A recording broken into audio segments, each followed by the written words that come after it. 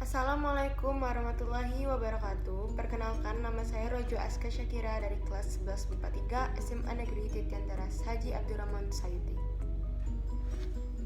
Dalam video saya kali ini, saya akan menjelaskan mengenai harmonisasi hak dan kewajiban asasi manusia dalam perspektif Pancasila.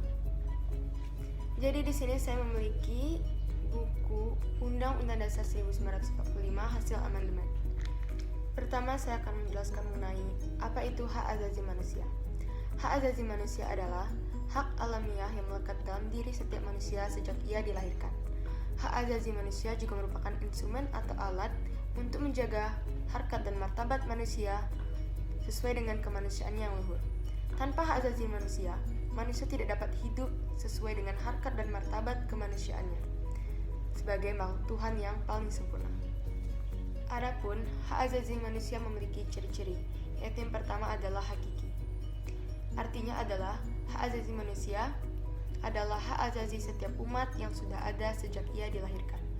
Yang kedua adalah hak asasi manusia bersifat universal, yang artinya hak asasi manusia berlaku untuk semua orang, untuk semua umat, tanpa memandang perbedaan suku, gender, status sosial, dan perbedaan yang lainnya. Yang ketiga adalah hak asasi manusia tidak bisa dicabut, yang artinya hak asasi manusia tidak bisa dicabut atau diserahkan kepada pihak yang lain. Yang keempat adalah hak asasi manusia tidak bisa dibagi, yang artinya hak asasi manusia tidak bisa dibagi, yang artinya semua orang berhak mendapatkan semua hak, apakah itu hak sipil, hak politik, hak ekonomi, hak sosial, dan hak budaya. Selanjutnya, saya akan menyebutkan salah satu instrumen hak dan kewajiban asasi manusia yang terdapat pada pasal 28A sampai 28C. Pasal 28A yang berbunyi, setiap orang berhak untuk hidup serta berhak mempertahankan hidup dan kehidupannya. Pasal 28B ayat 1 yang berbunyi, setiap orang berhak membentuk keluarga dan melanjutkan keturunan melalui perkawinan yang sah. Pasal 28B ayat 2 yang berbunyi, setiap anak berhak atas kelangsungan hidup, tumbuh dan berkembang, serta berhak atas perlindungan dari kekerasan dan diskriminasi. Dan yang terakhir adalah Pasal 28C.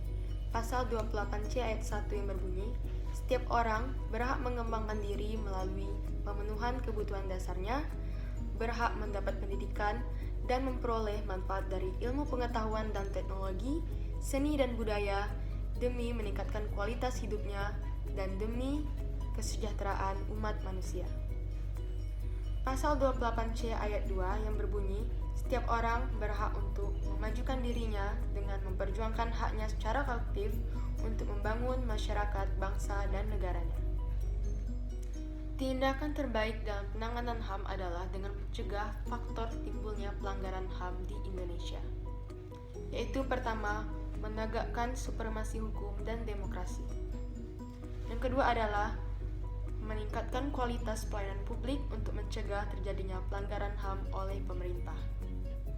Yang ketiga adalah meningkatkan pengawasan dari masyarakat dan lembaga-lembaga politik lainnya terhadap upaya penegakan HAM yang dilakukan oleh pemerintah.